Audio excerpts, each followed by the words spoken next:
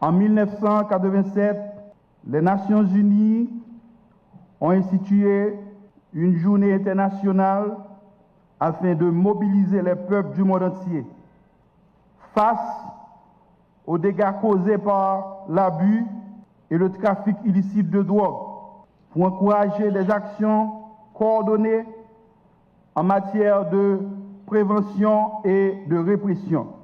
Dès lors,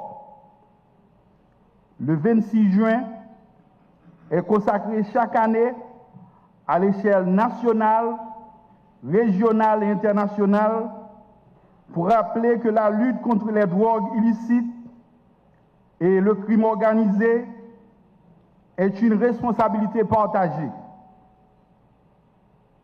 Cette journée ne se limite pas à une simple commémoration. Elle nous interpelle, nous rassemble et nous engage à agir ensemble. C'est un cri d'alarme, un signal clair pour unir nos forces et passer à l'action concertée. En cette journée significative, la Commission nationale de lutte contre la drogue, CONAL, associe sa voix et à celle de la communauté internationale pour dire c'en est trop. Trop de jeunes sacrifiés, trop de familles déchirées, trop de vies gâchées, trop de cœurs brisés, trop de communautés rongées, gangrénées par la drogue et le crime organisé. En Haïti, les effets de la drogue ne sont pas une abstraction.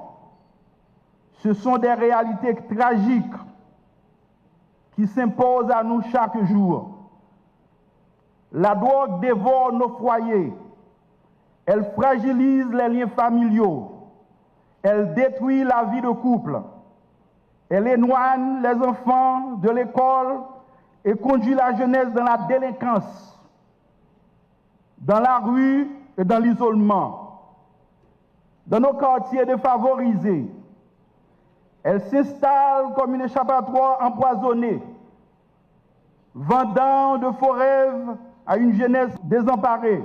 Dans nos rues, elle alimente les circuits clandestins, enrichit les réseaux criminels et met en péril la paix sociale.